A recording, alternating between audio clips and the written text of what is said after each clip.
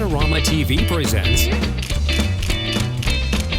You Keep Shooting with Bryan Peterson.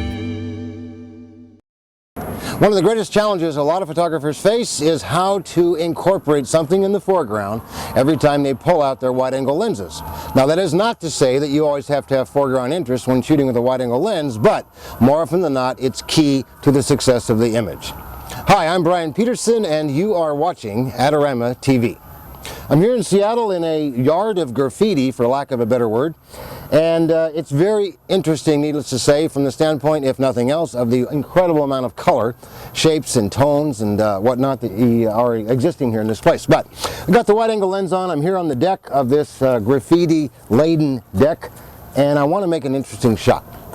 Laying the camera with the super wide, in this case 16 to 35 Nikkor lens at 16 on the deck, allows me to take a shot, as you see here, just a wide angle shot using the lines to draw the eye into the frame. It's okay, not great, but okay. I want to be great, so what I'm going to do, I'm going to put some foreground interest in there. Well, what am I going to use? Believe it or not, I'm going to use my hand.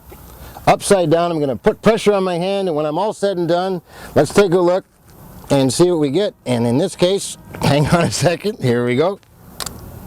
We get an ostrich leg in the foreground, when in fact it's my hand. Now, I know it sounds a little corny perhaps, but you know what that does? It actually adds a compelling interest in the foreground that we didn't have prior. Take a look at both shots side by side. No ostrich leg, and with an ostrich leg. You be the judge, but in my mind, I'll take the ostrich leg over the emptiness of that foreground without it. A cool idea, shot at f/22 for maximum depth of field.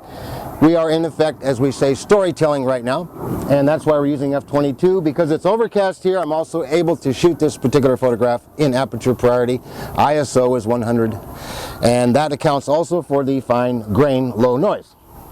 Just something to think about next time you're out. How to use foreground interest. In this case, we called upon our very own hand.